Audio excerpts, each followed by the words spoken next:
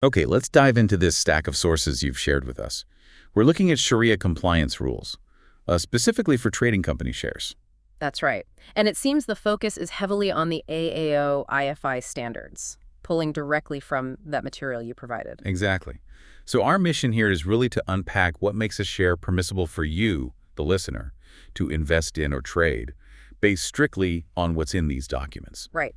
Think of it as us sorting through the details together, trying to pinpoint the absolute core requirements for Sharia-compliant share dealing as laid out here. We're using the guide you gave us. And, for anyone trying to navigate the markets according to these specific ethical or religious guidelines, getting these rules down is pretty crucial. Absolutely. Your sources don't just offer vague advice. They set out a pretty specific framework. There are clear rules and procedures involved. Yeah, it looks quite structured. It is. The material explains that these AAOIFI standards provide this whole system rules, plus ways to periodically review things designed to check if shares are compliant for investment or trading. And this assessment isn't just one thing, it's a series of specific rules. Exactly. It breaks down into distinct steps or checks. Okay, so let's get into those rules.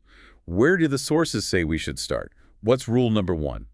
Rule 1, according to the sources, is all about the company's main line of business. They call it activity compliance, or AAOIFI in Arabic. Activity compliance. Makes sense. And the core idea is simple. The company's primary activity just can't involve things Sharia prohibits, like usury, which is riba, or dealing in forbidden stuff like pork. That's an example given. So how do you check that? Do you just, look at their website? Well, the sources say the first step is to examine the company's founding documents, the memorandum of association, things like that. See what its stated primary activity is. Okay, the official purpose. Yes, but crucially, the standard also stresses looking beyond that. You need to consider the actual reality of what the company does day to day. The documents are just the starting point. Ah, okay, so check the papers, but also verify what's actually happening. That's the idea presented.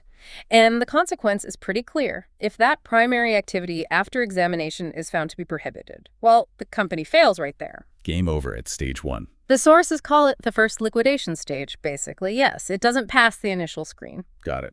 A fundamental check. Okay, if a company passes that hurdle, what's the next rule your sources bring up?